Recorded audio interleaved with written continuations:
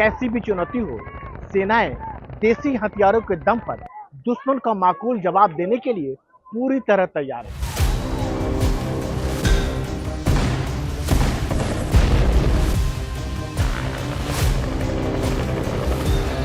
60 के दशक में जब इंडियन एयरफोर्स में मिग को शामिल किया गया तो पूरी दुनिया में इसके टक्कर के गिने चुने फाइटर प्लेन थे।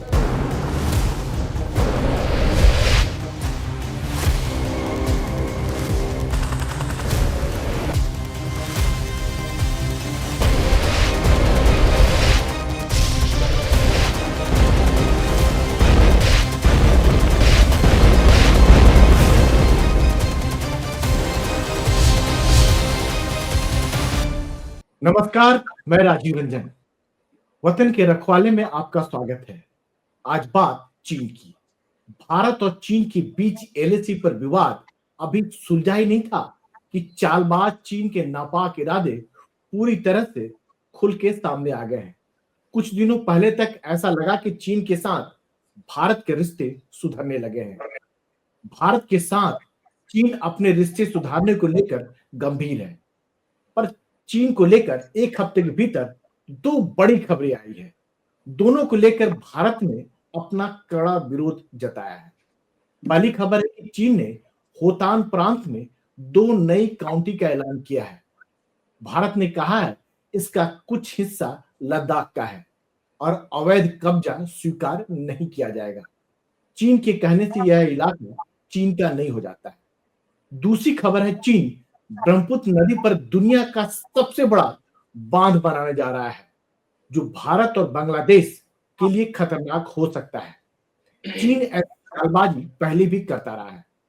कहता कुछ और है, करता कुछ और है। इस बारे में और बात करने के लिए हमारे साथ दो खास मेहमान हैं।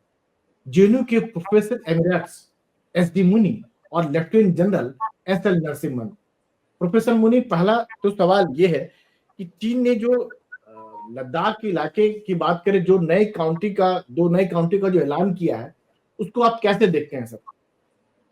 देखिए, ये कोई नया मसला नहीं है। ये मेरे हिसाब से प्रेसिडेंट सी ने 2016 में एक नई स्ट्रेटेजी शुरू की थी और वो थी बॉर्डर विलेजेस बनाना। और वो बॉर्डर विलेजेस जो तिब्बत के आसपास जितने भी इलाके हैं, जितने भी देश हैं, उनके बॉर्डर पे उन्होंने बनाया। वियतनाम पे बनाया है, म्यांमार पे बनाया है, भूटान में बनाया है, हिंदुस्तान में बनाया है, पाकिस्तान और किर्गिस्तान, और मैं समझता हूँ अफगानिस्तान के बॉर्डर्स, वो सियांग के एरिया में अफगानिस्तान के बॉर्डर पे भी बनाया है। तो ये उनकी स्ट्रेटेजी है। लेकिन जहाँ तक भारत का सवाल है, ये 2020 से ही मसला चल रहा है कि वो लोग ये इस तरह के विलेजेस बनाते हैं, जिसके दो तीन पर्पसेस मुझे लगते हैं। एक तो पहले चीन की तरफ से बात करता हूं मैं, क्या चीन क्यों कर रहा है ये। एक तो उनकी कंपनीज है, उनको कंस्ट्रक्शन का काम मिल गया बहुत सारा, जो उसको कर रहे हैं, वरना वैसे बेकार बैठे थे, दूसरे देशों में बीआरआई के अंडर भेज रहे थे, वहां से परेशानी हो रही है। दूसरी ये बात है कि तिब्बत में बनाने से वो लोग तिब्बतन रिफ्यूजीज जो इन देशों में आते हैं भाग भाग के, खास तौर से भारत और नेपाल में, उनको रोकने की कोशिश कर रहे हैं। तीसरी सबसे बड़ी बात यह है कि वो फौज को मदद देंगे। मिलिटराइज्ड हैं काफ़ी सारे विलेजेस, हेलीपैड्स बने हुए हैं, अच्छी सड़कें बनी हुई है, मिलिट्री सामान रखने के गोडाउन्स बना रहे हैं वहाँ पर, वो भी उसके साथ साथ काम कर रहे हैं। और चौथा मैं बताऊं, अगर हमारा इंडिया के साथ में हमारा एग्रीमेंट हुआ था 2005 में, एक अंडरस्टैंडिंग हुई थी कि हम किसी तरह से इसको बॉर्डर इशू को सॉल्व करेंगे, और उसमें एक मुद्दा ये था कि जो सेटल्ड पॉपुलेशंस हैं उनको हम आसानी से डिस्टर्ब नहीं करेंगे। तो ये इस तरह से बनाकर उन्होंने, मैं समझता हूँ, अपने क्लेम्स को, जो राइट है रॉन्ग है जैसा भी है, उनका एक्सपेंशनिस्ट बिहेवियर हमेशा से रहा है, उसको लेजिटिमाइज करने की भी कोशिश करते हैं। तो डिफेंस के लिए, वहाँ के लोगों को सेटल करने के लिए, तिब्बत में ये भी है कि इस विलेजेस में लोगों को लाकर वो उनका जो तिब्बतन का एलिनेशन या उनका सेपरेशन का इशू है उसको कम करने की कोशिश करेंगे। मेनलैंड से लाएंगे, लोगों को बसाएंगे, शादियां होगी, परिवार बनेंगे, जो भी है, वो भी एक लॉन्ग टर्म उनका पर्पस है। इस तरह से बहुत सारी ऐसे उद्देश्य है इसके पीछे, जिसकी वजह से ये विलेजेस बना रहे हैं। लेकिन भारत के लिए एक चुनौती है और हमें इस चुनौती का सामना करना पड़ेगा। आई एम श्योर जनरल साहब बताएंगे कैसे करेंगे। जनरल नरसिम्हन, पूर्वी लद्दाख में एलएसी विवाद अभी सुलझा भी नहीं है। कुछ एक जगहों पर कुछ एक सहमति बनी है, देवतान को लेकर बात करें, देवचौक की बात करें, तो फिर एक नया विवाद। अच्छा, राजीव जी, आपका काफी शुक्रिया है इस प्रोग्राम में हमें बुलाने के लिए। दो तीन चीजें मैं बताना चाहूंगा। पहली बात तो यह है कि ईस्टर्न लद्दाख के अंदर जो एलएसी का मामला चल रहा था पिछले साढ़े चार साल से, वो हमको ये नहीं मानना चाहिए कि वो सुलझ गया है। जो 21 अक्टूबर 24 को जो अग्रीमेंट हुआ था, वो सिर्फ पहला स्टेप को उसके ऊपर कंप्लीट किया है। इसके अलावा 2 और स्टेप्स बाकी हैं, डी एस्केलेशन और डी इंडक्शन बाकी हैं। अभी उनके ऊपर अभी वार्तालाप चलना है। और जो टेम्पररी मॉरिटोरियम ऑन पेट्रोलिंग जो हमने तय किया था उस समय पे, सितंबर 22 के अंदर 4 जगह पे, उसके ऊपर भी अभी बातचीत चलनी है। यानी कि ये पहला कदम है जो अभी खत्म होने को हो रहा है, लेकिन और 2 कदम बाकी है। ये पहले हम लोगों को ये समझ लेना चाहिए। दूसरी बात, ये जो रीनेमिंग जो चलता है, इनका एक स्ट्रैटेजी अब बोले, टैक्टिक्स बोले, जैसे बोले, अरुणाचल के अंदर तकरीबन 60 जगहों के ऊपर उन्होंने तिब्बत अलग चीनी भाषा में नाम दिया है। ये भी नया नहीं है, साउथ चाइना सी में भी किया है, इंडियन ओशन में भी किया है, हर जगह करते रहते हैं। हमारा रवैया यही रहा कि इस वजह से जो बाउंड्री का जो इश्यू है, बाउंड्री का जो क्वेश्चन है, उसका जो सॉल्व करने का जो काम चल रहा है, उसके ऊपर कोई असर नहीं पड़ेगा।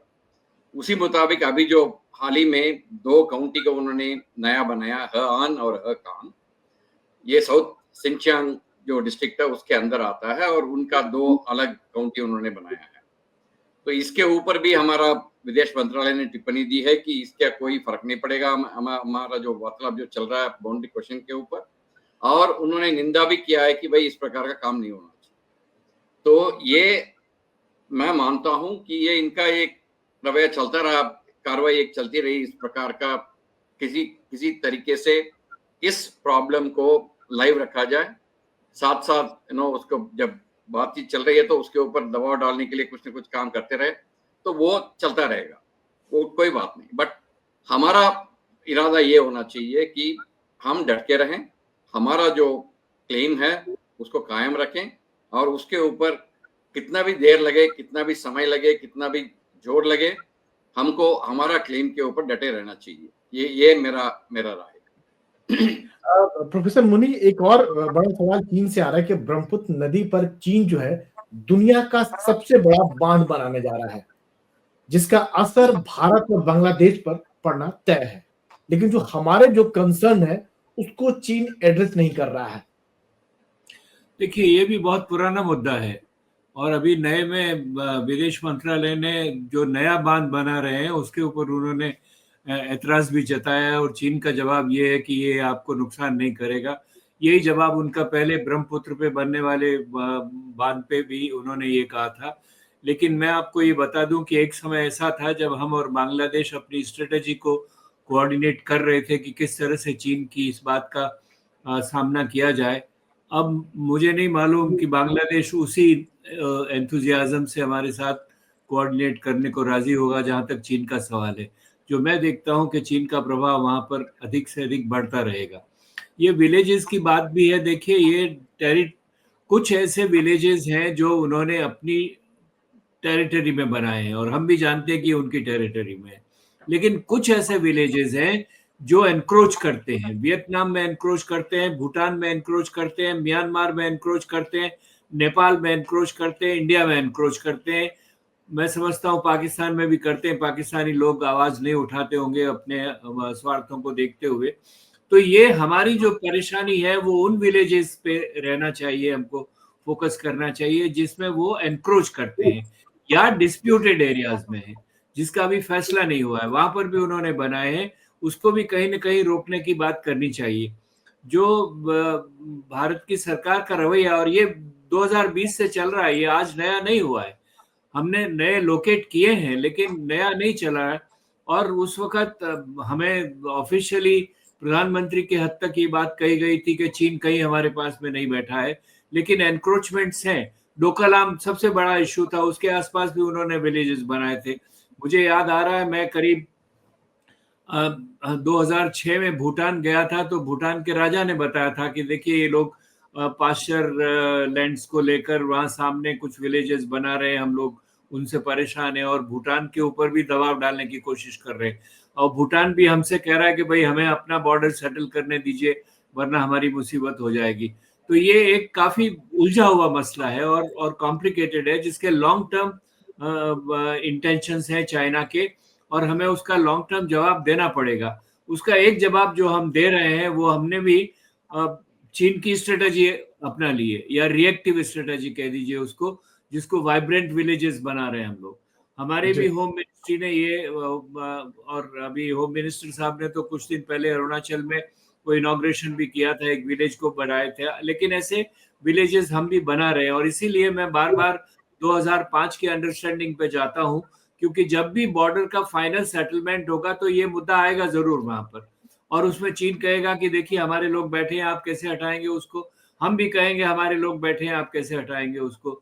तो ये उसका एक तौर से अपने आर्ग्यूमेंट को मजबूत बनाने के लिए फोर्टिफिकेशन चल रहा है, और उसको हम भी उसी तरह से रिएक्ट कर रहे हैं, despite in addition to infrastructure जो हम डेवलप कर रहे हैं, जिसका जनरल साहब ने जिक्र किया। तो ये एक परमानेंट सॉल्यूशन नहीं है। इसका परमानेंट सॉल्यूशन इसलिए नहीं है कि मैं मानता हूं प्रेसिडेंट शी की जो अप्रोच है वो टेरिटोरियल नेशनलिज्म की है, हमारी टेरिटोरियल नेशनलिज्म नहीं है। जो और प्रेसिडेंट सी से पहले के जो चीनी नेता थे उन्होंने भी टेरिटोरियल नेशनलिज्म को इस हद तक नहीं अख्तियार किया था। लेकिन सर, जो ये जो बांध वाला जो सवाल है सर, जो चीन जो इतना बड़ा बांध बना रहा है, पानी स्टोर कर रहा है, तो कभी भी हमारे लिए खतरा हो सकता है। अगर पानी छोड़ देगा जब जरूरत हो तो, और उसका डाटा भी शेयर करने को तैयार नहीं है, चीन मानने को तैयार नहीं, हमसे से खतरा हो सकता है, चाहे जियोलॉजिकल डाटा की बात करें या दूसरे। नहीं, ये बातचीत पहले हुई थी और उन्होंने चीनियों ने कहा था कि हमने डिमांड किया है कि आप डाटा शेयर कीजिए, किस कैपेसिटी का वो बांध है, कैसे उसको खोल सकते हैं। लेकिन उन्होंने कहा था कि हम डाटा शेयर करेंगे। मुझे नहीं मालूम सरकार की तरफ से ऐसा कोई बयान मैंने देखा नहीं कि उन्होंने डाटा शेयर करना शुरू कर दिया है। लेकिन ये देखिए, जो बांध बनाते हैं उस बांध की प्रॉब्लम हम बनाते हैं, नेपाल बनाता है तो हमको प्रॉब्लम आती है, हम बनाते हैं तो बांग्लादेश को प्रॉब्लम आती है। इस तरह से जो एक्टिविटी है, जो इंटरनेशनल रिवर्स जो हैं, उन पे जो भी एक्टिविटी है उसका यूनाइटेड नेशंस में कन्वेंशन है। अब चीनी तो मानता नहीं है किसी कन्वेंशन को, जो उस कन्वेंशन को मानता है जो उसको फायदा देता है उसको मानता है। अगर मैं गलत नहीं हूं तो चीन ने तो वाटर ट्रीटी है उस पर भी साइन नहीं किया है, शायद नहीं किया है, मुझे भी ये मालूम है। और ब्रह्मपुत्र के ऊपर भी हमने बहुत मुद्दे उठाए, हमारे ही लिए नहीं, मीकोंग वाले लोग वो परेशान है, मीकोंग के जिस तरह से मीकोंग का इस्तेमाल हो रहा है।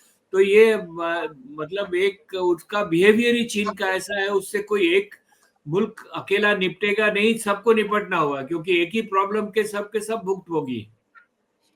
तो जनरल नरसिम्हन, आखिर चीन चाहता क्या है?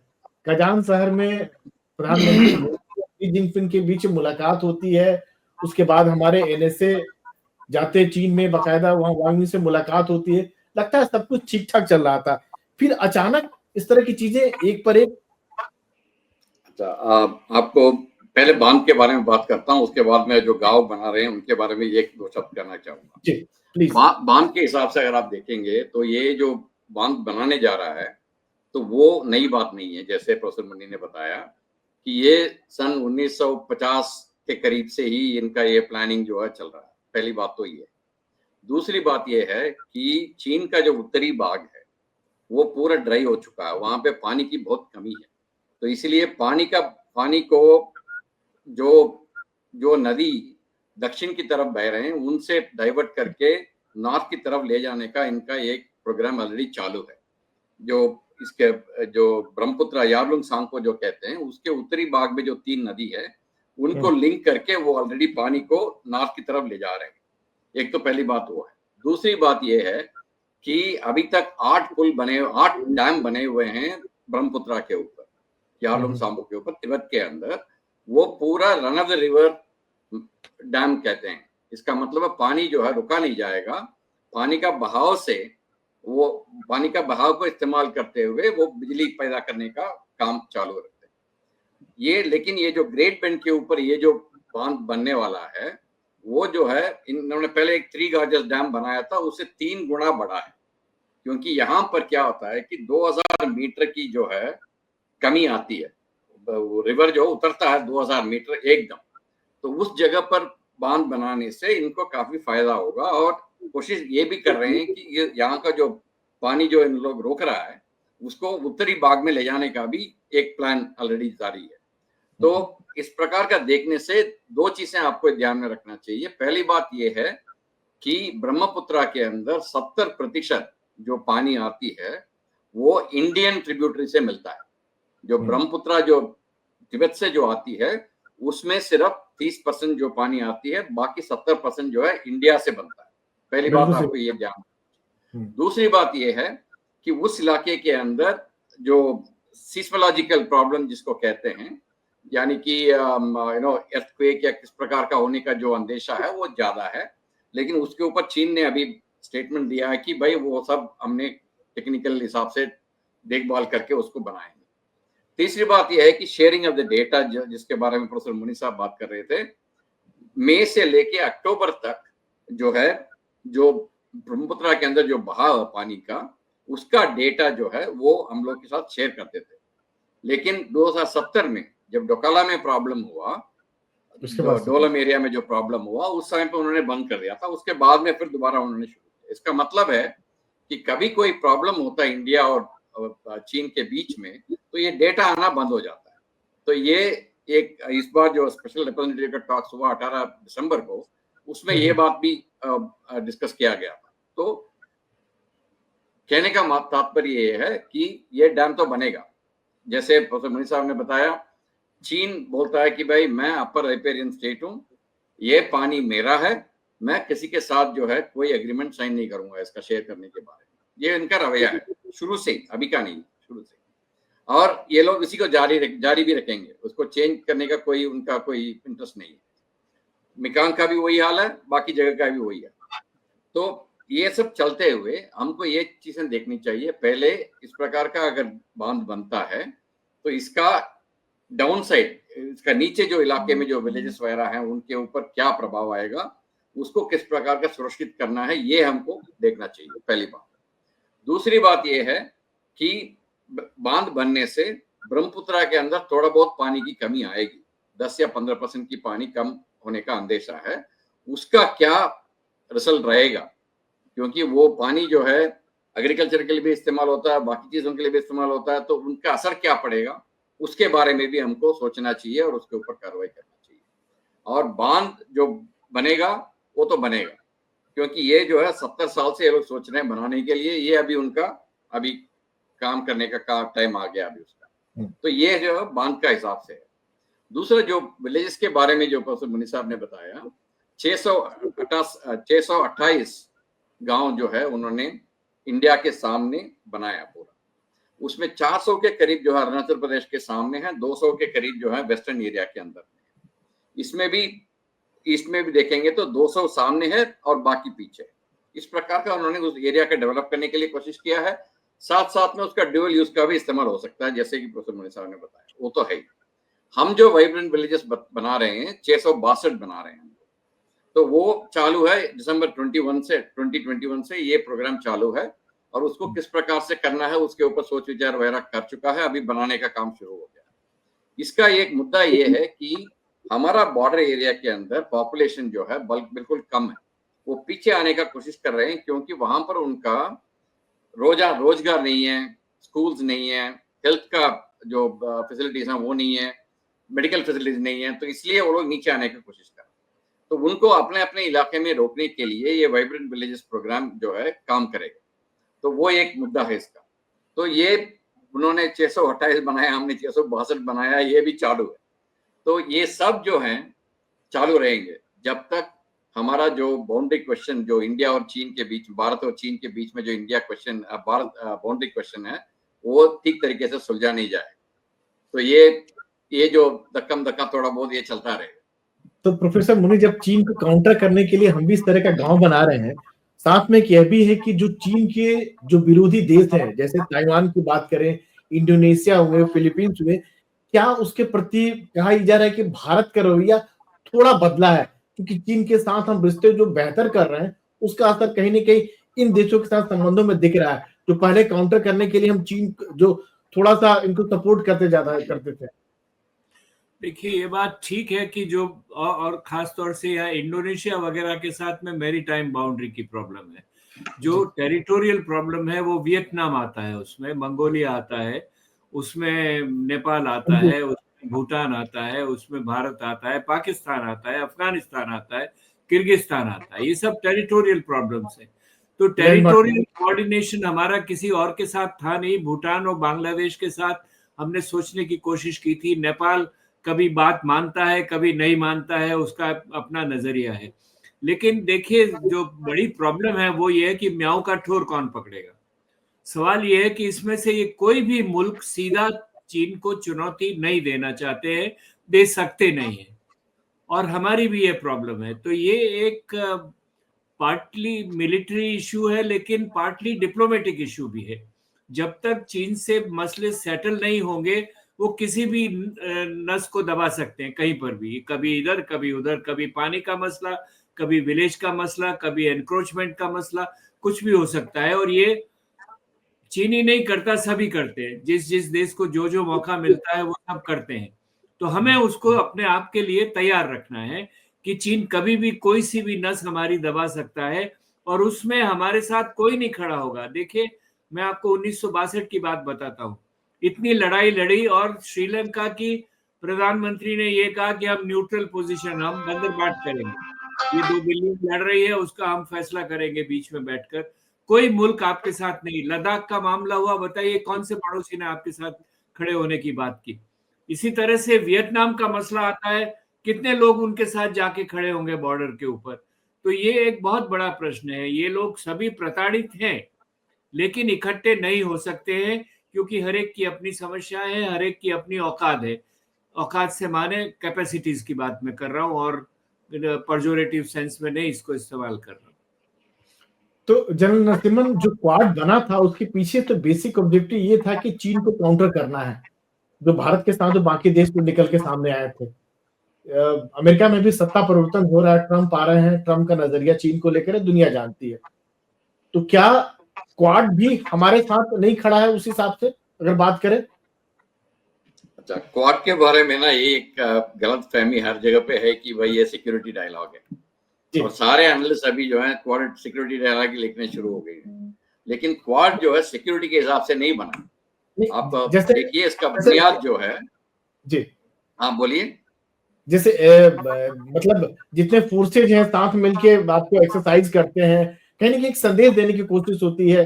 उस पॉइंट ऑफ व्यू से अगर बात करें तो क्वाड के पीछे जो कहा गया था सर, तो उसी बात पे आ रहा था मैं। क्वाड जो है शुरू हुआ था, उसका बुनियाद है सुनामी के अंदर। जैसे 4 देश जो इकट्ठा आकर के उस समय पे जो ह्यूमैनिटेरियन असिस्टेंस का काम किया था, उसके ऊपर ये बना है। और हमारा रवैया यही रहा है कि ये एक इंडो पैसिफिक का एक इम्पोर्टेंट भाग है, और ये रीजनल डेवलपमेंट के ऊपर काम करेगा। और ये 14 जो सब्जेक्ट ये लोग डील करते हैं, उसमें 2 ही सिक्योरिटी का सब्जेक्ट आता है, एक मैरिटाइम सिक्योरिटी, एक साइबर सिक्योरिटी। इसके अलावा बाकी पूरा जो है साइंस एंड टेक्नोलॉजी में कोऑपरेट करना, स्पेस टेक्नोलॉजी में कोऑपरेट करना, मैरिटाइम डोमेन अवेयरनेस में कोऑपरेट करना, इस प्रकार का जो है कई सब्जेक्ट क्वाड डील करता है। लेकिन कहीं पे भी अगर आप चारों देश का विदेश मंत्रालय का वेबसाइट पे जाएंगे, तो कहीं पे भी ये सिक्योरिटी डायलॉग का जो है जिक्र नहीं होगा, क्योंकि ये उस बुनियाद पे नहीं बना था। लेकिन आप सही कह रहे हैं कि भाई ये चारों इकट्ठे जो एक्सरसाइज करते हैं, चारों काफी कुछ काम करते हैं, वो बेसिक तरीके से एक इंटर ऑपरेबिलिटी का काम जो है उसको बढ़ाने के लिए, खास करके ह्यूमैनिटेरियन असिस्टेंस, डिजास्टर रिलीफ, इनके ऊपर काम करने के लिए, इसके ऊपर इंटर ऑपरेबिलिटी के लिए काफी हद तक ये काम होता है। और इसके अलावा जो सब्जेक्ट्स हैं वो पूरा सिक्योरिटी के अलग, सिक्योरिटी से हटके, लेकिन कुछ फायदे ये जो इंटरेक्शन के ऊपर कुछ मिल सकता है। लेकिन इसको इस नजरिया से देखना जो है मेरे विचार से गलत होगा कि ये चारों देश जो है इकट्ठा हो गए हैं और चीन के खिलाफ काम करने के लिए ये तैयार हो गए हैं कि चीन के खिलाफ ये काम करें। इस प्रकार का रवैया जो है वो हमारा अंडरस्टैंडिंग में नहीं होना चाहिए, लेकिन कुछ न कुछ सिक्योरिटी के हिसाब से, जैसे कि मैरिटाइम सिक्योरिटी हुआ, साइबर सिक्योरिटी हुआ, इस प्रकार का काम में जुड़ सकते हैं। प्रोफेसर मुनि, आप कुछ कह रहे थे। मैं जनरल नरसिम्हन से जो सवाल पूछ रहा था उसके पीछे बेसिक ये थे कि चारों देश जो है चीन के खिलाफ कहीं न कहीं एक खड़े होते हैं। चीन से कहीं न कहीं इनकी तनातनी दिखती है कई मोर्चों पर। जी राजीव जी, कोई किसी की लड़ाई नहीं लड़ता, पहले बात ये दिमाग में रखिए। जी जब पाकिस्तान ने लड़ाई लड़ी हमसे तो चीन ने गीदड़ भभकी दिखाई, कुछ किया नहीं उस वक्त। 71 में कुछ नहीं किया, हमने बहुत सारा अपना डिफेंस किया, चीन ने किसी के, तो कोई किसी की लड़ाई नहीं लड़ता। ये 1971 में अमेरिकन लोग अपना शिप ले आए थे हमको डराने के लिए, लेकिन क्या करते वो इसकी पहेली रहेगी बनाई। तो पहला उसूल ये है कि कोई किसी की लड़ाई नहीं लड़ता, आपको अपनी लड़ाई लड़नी है। लोग आपको मॉरल समर्थन दे देते हैं, मटेरियल समर्थन दे देते हैं, सामान बेच देंगे, लेकिन लड़ाई वड़ाई नहीं लड़ेगी। तो ये क्वाड के या किसी भी देश से, नेटो एक अलग ऑर्गेनाइजेशन है, मैं उसकी बात अभी नहीं करता, उसमें भी प्रॉब्लम्स है। देखिए यूक्रेन के मसले को लेकर नेटो डिवाइडेड है कि कितनी लड़ाई आप रूस के साथ लड़ेंगे। तो ऑर्गेनाइजेशंस के सामने अपनी खाल खुद ही बचानी पड़ेगी, पहली बात, सबसे बड़ी बात ये है। तो ये बनाया था, जो क्वाड बना था, अमेरिकनों ने इस नियत से बनाया, तो चीनियों ने अटैक किया कि ये एशियन नेटो बन रहा है। और जब उन्होंने कहा ये एशियन नेटो बन रहा है, तो जापान ने अपने हाथ धो लिए, ऑस्ट्रेलिया ने अपने हाथ धो लिए, हमने भी अपने हाथ धो लिए, भाई हम नेटो शेटो नहीं बनाएंगे यहाँ पर। तो वो उसका मिलिट्री कॉन्टेक्स्ट शुरू में जैसा था वो बिल्कुल खत्म हो गया, और जैसा जनरल साहब ने कहा, वो एक बड़ा ब्रॉड ऑर्गेनाइजेशन बन गया जिसमें एजुकेशन भी चलता है और फूड सिक्योरिटी भी चलता है, सब चलता है उसमें। तो वो ऑर्गेनाइजेशन आपको मिलिट्री सपोर्ट नहीं देगा किसी भी हालत में, कहीं पर भी, ये बात बिल्कुल तय है। और अपने आप को, जहां तक लड़ाई का सवाल है, अमेरिकन स्टेटमेंट दे देगा आपको, हाथ हथियार बेच देगा, क्योंकि उससे उनकी कमाई होती है, लेकिन लड़ाई आपको अपनी लड़नी पड़ेगी। तो जनरल नरसिम्हन, जो भारत और चीन की बीच की सीमा की बात है, सीमांकन नहीं हुआ, सबको पता है सर, तो कैसे विवाद सुलझेगा सर? एक रोजाना नहीं, ये देखिए, ये जो है, जैसे प्रोफेसर मुनि ने पहले भी बताया था, ये बहुत एक उलझा हुआ मामला है। अगर आप, मैं हिस्ट्री में नहीं दोहराना चाहता, इतना टाइम नहीं है इधर बोलने के लिए, लेकिन सन 1950 से अगर आप देखेंगे तो चीन का रवैया किस प्रकार से धीरे धीरे करके बदलता आया, वो आपको समझ में आ जाएगा।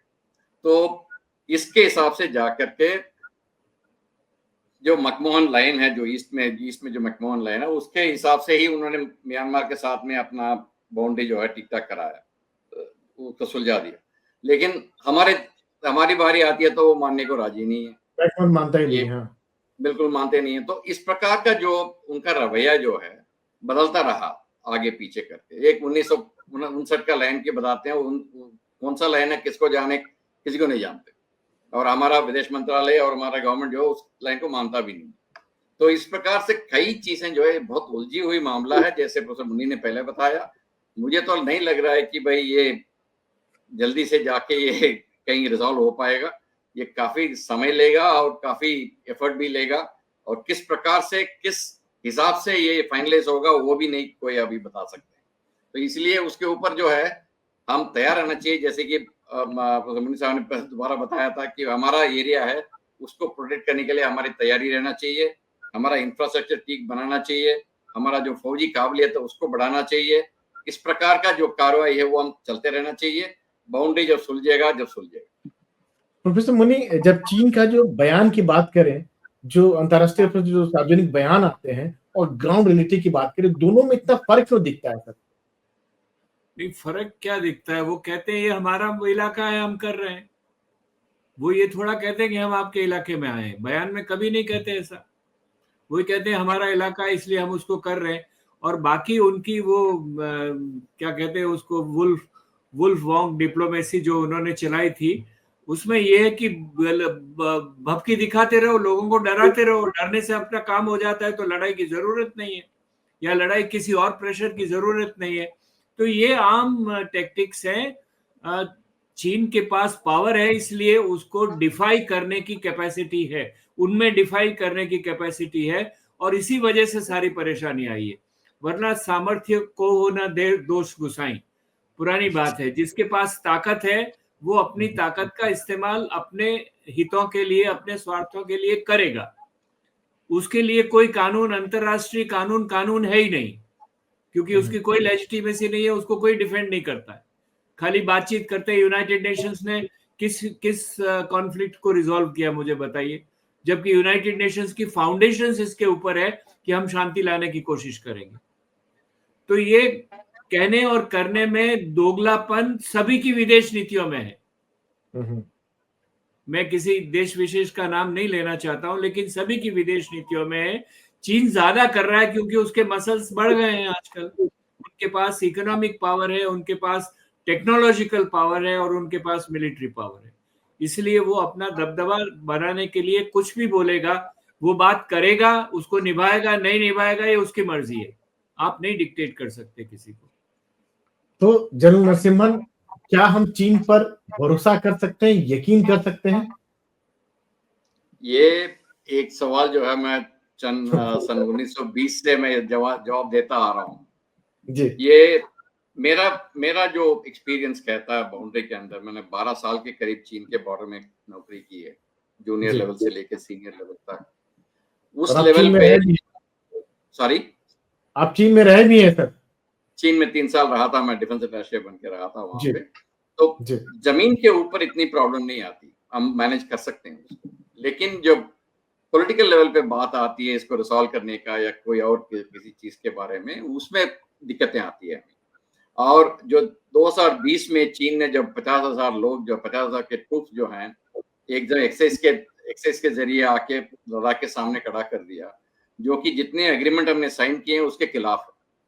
तो इस वजह से क्या होता है कि भाई जब एग्रीमेंट करते हैं हम उनके साथ में, जब 21 अक्टूबर को जो एग्रीमेंट किया है उसके ऊपर हम भरोसा करना चाहिए, क्योंकि उन्होंने भी साइन किया, हमने भी साइन किया है, लेकिन वेरीफाई करो। मैं तो ये बोलता हूँ, अमेरिकन जर्नलिस्ट ने एक बार ही बोला था ट्रस्ट बट वेरीफाई, वही मैं अभी भी बोलूंगा कि ट्रस्ट करिए लेकिन वेरीफाई कीजिए। वेरीफाई करने के बाद भी तैयार रहो, और उसके बाद तैयार जी। तो आप दोनों मेहमानों का एनडीटीवी से जुड़ने के लिए बहुत बहुत धन्यवाद सर, शुक्रिया सर, थैंक यू सर। धन्यवाद, thank you very much Rajiv, thank you professor Mani, nice being on the panel with you. Nice being with you.